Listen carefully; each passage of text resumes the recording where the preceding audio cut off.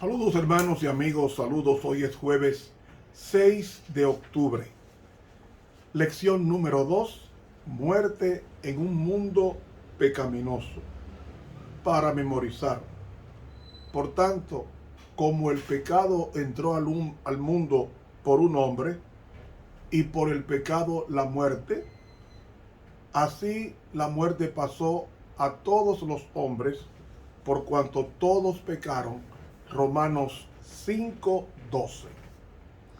Nuestro amado Señor que estás en los cielos, santificado sea tu nombre, morando en nosotros por tu palabra y obedeciéndote en todo lo aprendido. Acompáñanos en esta ocasión y siempre, en el nombre de Jesús.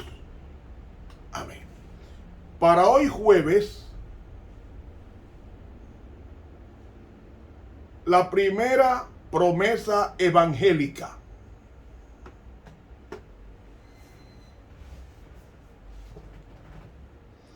El amor no puede hacer caso omiso al clamor. Cada pecado que se comete toca las puertas del cielo. ¿Qué base tengo yo para decir eso? En Génesis 18:20 dice: entonces Jehová le dijo, por cuanto el clamor de Sodoma y Gomorra aumenta más y más, y el pecado se ha agravado en extremo. ¿Ves? El clamor del pecado de Sodoma golpeaba la puerta del cielo. Y no solamente el caso de Sodoma. En Génesis capítulo 4 encontramos otro caso. Dice Génesis 4:10, después que Caín mató a su hermano Abel, y él le dijo: ¿qué has hecho? La voz de la sangre de tu hermano clama a mí desde la tierra. Cada pecado golpea la puerta del cielo reclamando retribución al pecador. Grábese esto, para que no peque alegremente, o para que nunca peque, y mucho menos alegremente.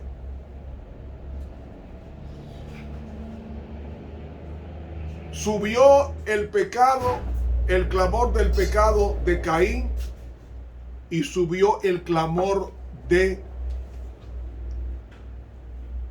Sodoma y Gomorra al cielo. Y aún después, en Apocalipsis capítulo 6, versículo 9, y cuando él abrió el quinto sello, vi debajo del altar las almas de los que habían sido muertos por la palabra de Dios y por el testimonio que tenían. Y clamaba en alta voz diciendo: ¿hasta cuándo, Señor santo y verdadero, no juzgas y vengas nuestra sangre de los que moran en la tierra? ¿Ves? Vemos la sangre, no las personas, sino la sangre de los mártires en esa figura de lenguaje llamada personificación. Le está diciendo a Dios: haznos justicia. Cuando el hombre pecó,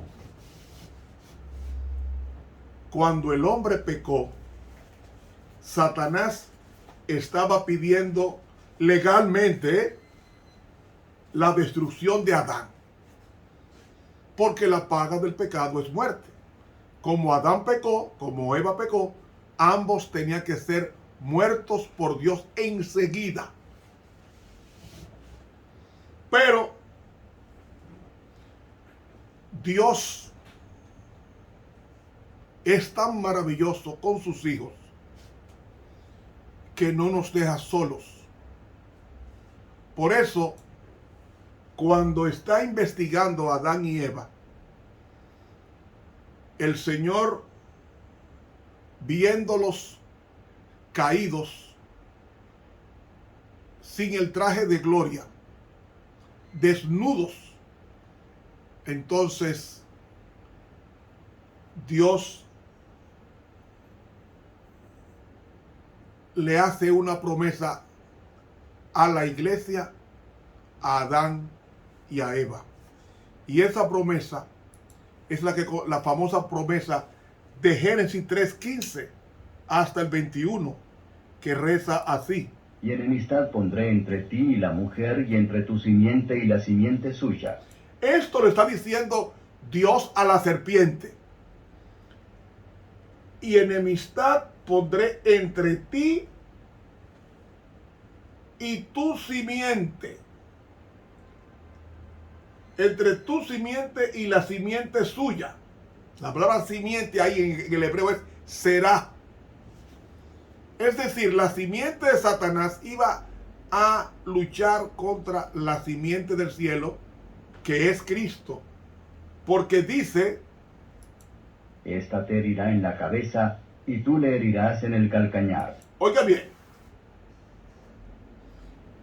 en el hebreo no dice esta, sino este, dando a entender que vendría un varón a hacerle la guerra a Satanás. El hebreo dice: este te herirá. Realmente no es herir, el verbo es aplastar. Cuando se aplasta la cabeza a la serpiente, muere. No es herir, la traducción está incorrecta. La traducción debe ser aplastar.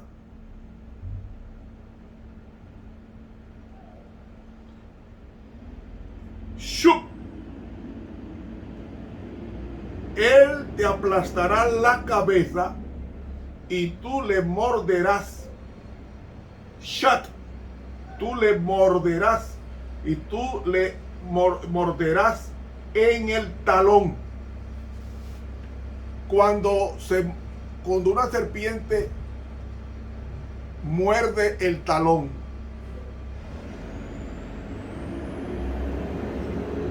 ¿qué hace la serpiente? Inocula el veneno de muerte. Eso fue lo que hizo Cristo. Recibió la herida de muerte porque Él puso su vida por la raza humana. Y entonces,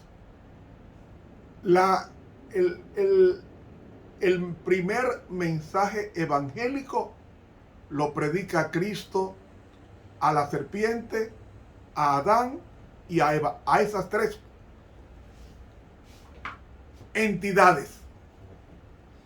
La serpiente, símbolo de Satanás; Adán, símbolo de Cristo; y Eva, símbolo de la iglesia. Por eso el dragón se llenó de ira contra la mujer.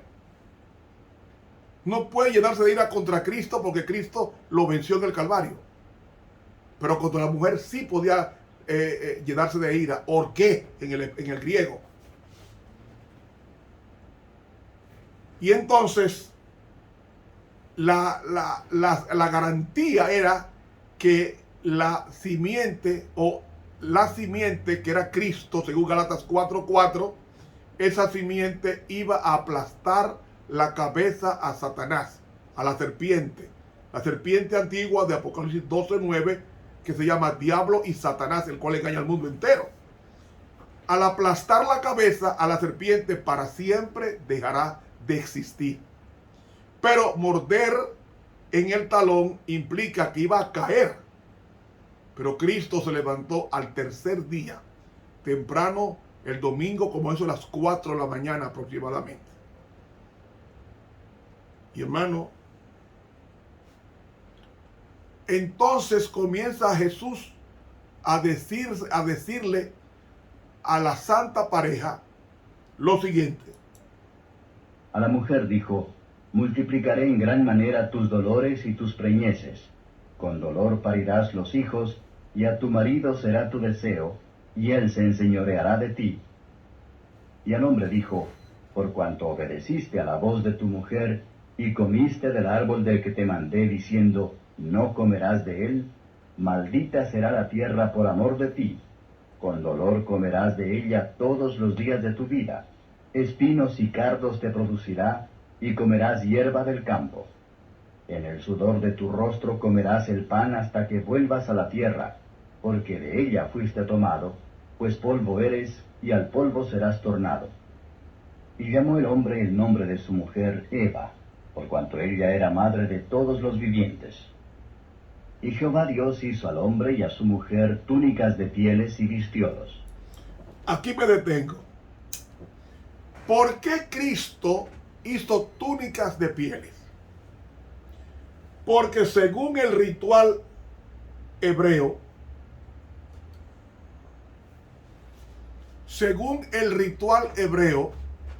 se tenía que tomar un corderito sin defecto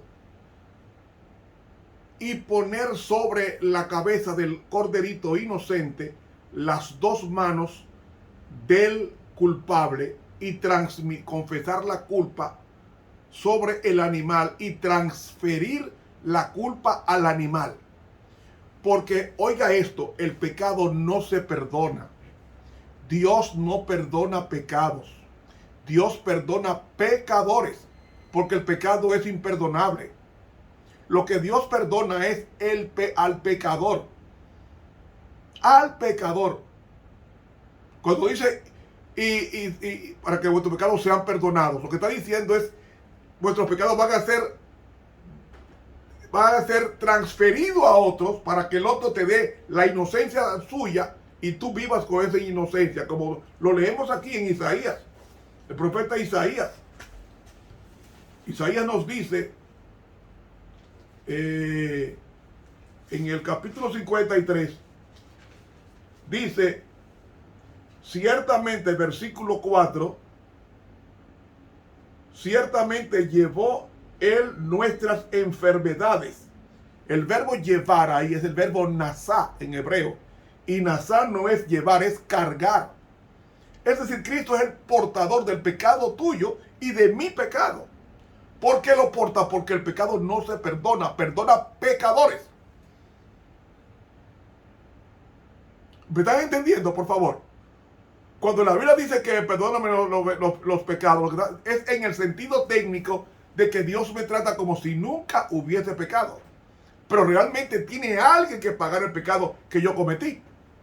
Y aquí me dicen en Isaías 53, ciertamente Él cargó nuestras enfermedades y sufrió nuestros dolores. Eso es Cristo, el Mesías. Y nosotros le tuvimos por azotado, por castigado por Dios y abatido. Mas Él fue herido por nuestras rebeliones, molido por nuestros pecados. ¿Ve? Los míos, no los de Él, porque Él no pecó. El castigo de nuestra paz fue sobre Él y por su llaga fuimos nosotros sanados. ¿Ustedes ven? Y en 1 Pedro capítulo 2, versículos 24 y 25, 1 Pedro el capítulo 2 y los versículos 24 y 25 dice, quien Él mismo llevó nuestros pecados en su cuerpo sobre el madero, para que nosotros, habiendo muerto a los pecados, vivamos a la justicia, por la herida del cual hemos sido sanados. Es decir, el corderito sin defecto recibía el pecado de Adán y de Eva. Y entonces, después que confesaba la culpa, ese pecado de Adán tenía que pagarlo a alguien. Entonces, ¿lo pagaba quién? El corderito sin defecto que recibía el pecado de Adán sobre su mente, porque era en la cabeza. Y como el animal no tiene mente, sino cerebro, era en la cabeza que se toman las decisiones. Pues en la cabeza donde Adán tomó la decisión de pecar contra Dios. Y al tomar la decisión de pecar contra Dios, en ese mismo lugar, en la cabeza, tenía que reposar la culpa del animal, la culpa en el animal inocente del hombre pecador. Ahora, después que Adán confesó su culpa, ¿qué más pasó? Lea conmigo a Levítico 4.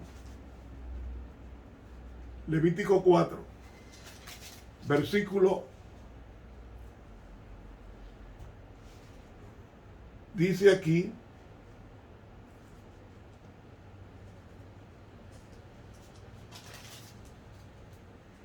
muy bien, dice aquí, y traerá, si sacerdote ungido pecare según el pecado del pueblo, ofrecerá a Jehová por su pecado que habrá cometido un becerro sin tacha para expiación, y traerá el becerro a la puerta del tabernáculo del testimonio delante de Jehová, y pondrá su mano sobre la cabeza del becerro y lo degollará delante de Jehová. Y el sacerdote ungido tomará de la sangre del becerro y la traerá al tabernáculo del testimonio, y mojará el sacerdote su dedo en la sangre y rociará de aquella 7 veces delante de Jehová hacia el velo del santuario. ¿Qué está diciendo eso? Tenía que el sacerdote matar al animal. En este caso, el sacerdote era Adán. Tenía que degollar el animal. ¿Por qué no le cortaba la cabeza, sino que lo degollaba? Porque aquí es que se siente menos la muerte. Donde menos duele la muerte, donde menos duele es ahí en el cuello. Cuando le degüellan a una persona, siente menos dolor que si fuera una puñalada o una estocada en el pecho o en las vísceras. Hermanos, eso fue lo que pasó. Entonces, ¿quién mata al cordero esa mañana? Es Adán, esa tarde mejor dicho. Esa tarde fue Adán. A las 3 de la tarde fue que Adán degolló el animal. Y esa sangre caliente la tomó Cristo y la roció en el lugar específico del huerto del Edén, a la puerta del